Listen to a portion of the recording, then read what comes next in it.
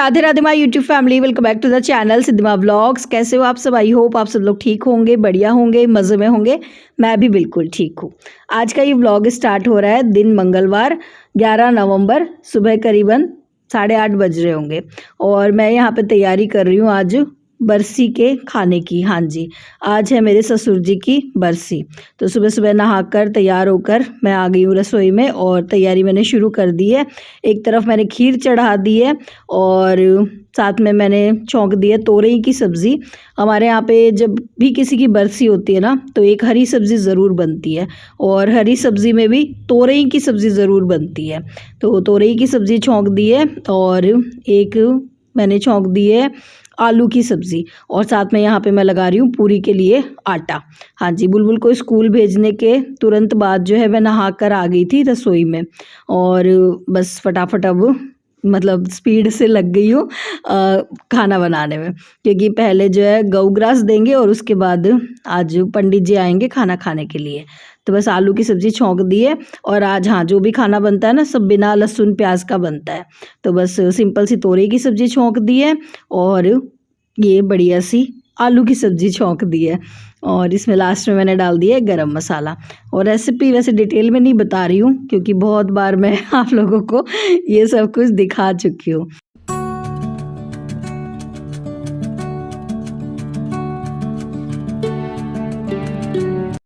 अच्छा जी, ये इधर मैंने छिलके वाली मोट की दाल को मिक्सी में दरदरा सा पीस लिया है।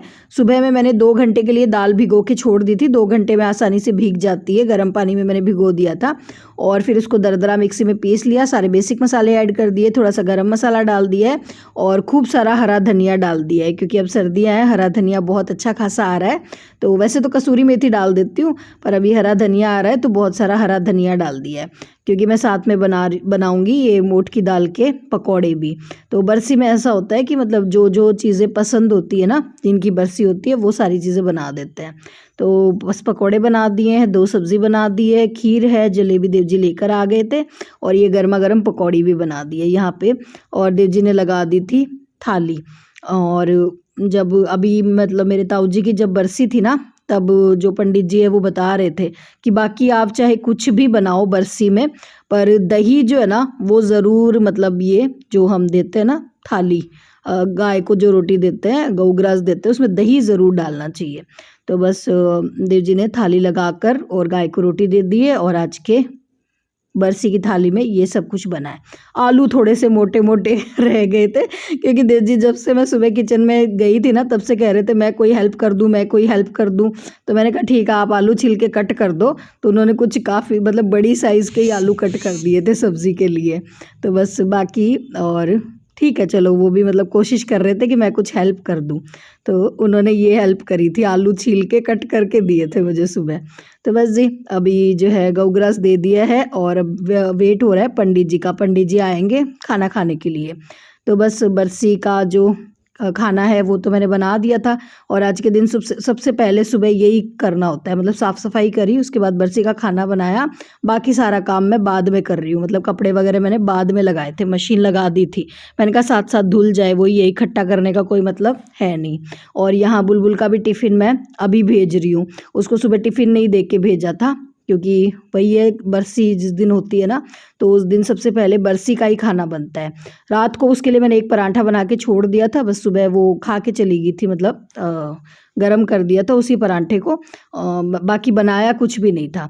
तो अब जो भी खाना बना है ना वही उसके लिए मैंने पैक कर दिया था और सारी चीज़ें पैक कर दी थी। मीठा तो उसको ज़्यादा पसंद नहीं है, तो पकौड़ियाँ वगैरह जो है ना वो मैंने पैक कर दी थी।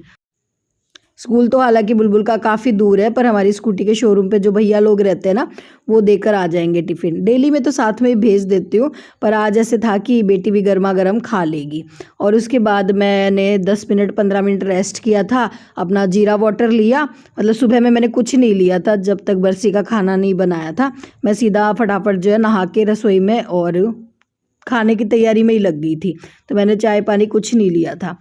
तो फिर वो लिया और उसके बाद पंडित जी आ गए थे, उनको खाना खिलाया और फिर देव जी को खाना खिलाया। इनके लिए मैंने रोटियां ही बनाई थी क्योंकि पूरी इनके ठीक नहीं रहती है।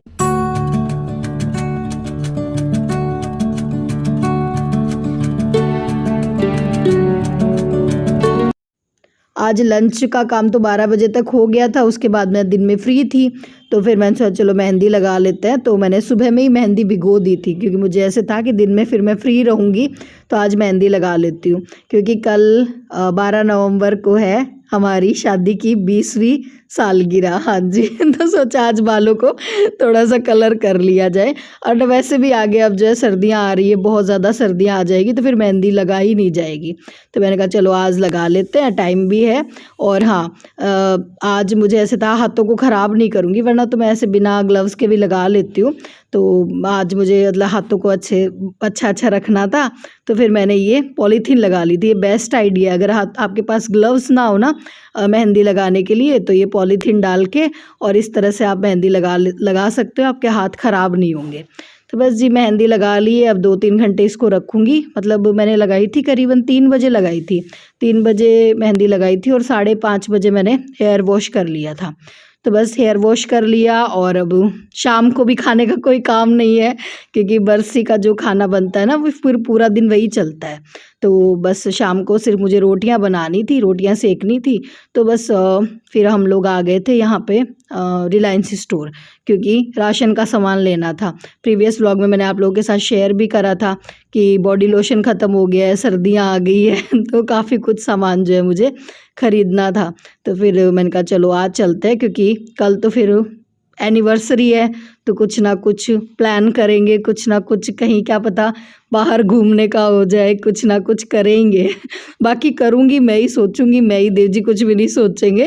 वो सोचने का डिपार्टमेंट वो मुझ पे ही छोड़ देते हैं। मैं उनको कहती हूँ एनिवर्सरी है कल, क्या करेंगे, तो वैसे कहते हैं देख लो, कर लो जो आपका मन है, क्या करना है बताओ बस। मतलब उनको ऐसे रहता है, वो ज़्यादा एक्साइटेड नहीं रहते हैं।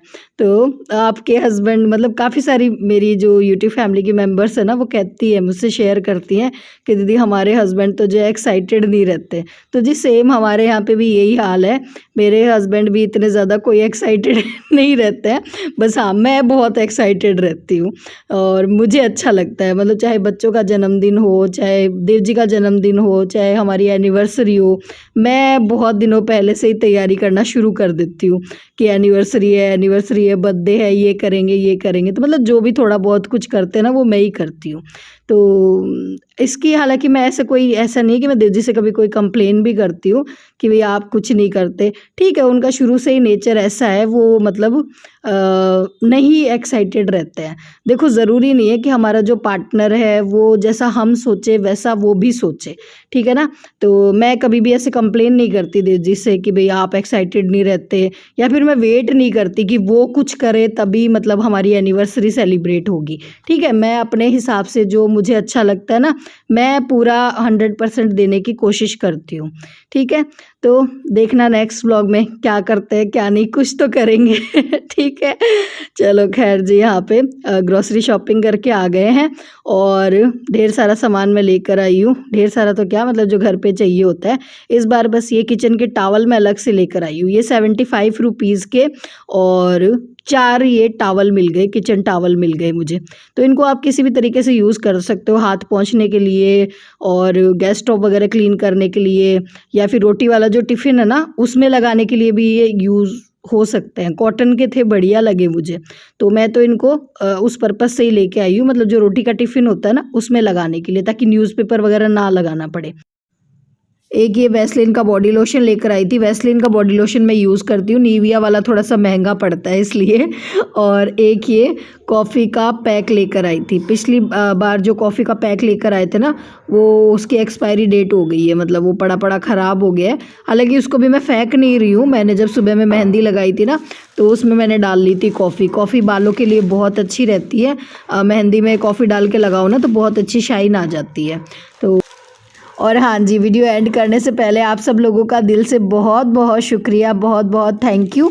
आप लोगों ने हमारी एनिवर्सरी को इतना खास बनाया, हमारी शादी की सालगिरह पर बहुत सारी शुभकामनाएं दी, मुझे व्हाट्सएप पे भी बहुत सारे मैसेज मिले, उसके लिए आप सब लोगों का दिल से बहुत बहुत थैंक यू। चलिए, जिसे के साथ करूँगी वीडियो को यहीं पे एंड, फिर मिलूंगी एक नए ब्लॉग में, तब तक के लिए tata bye bye, Radhe Radhe.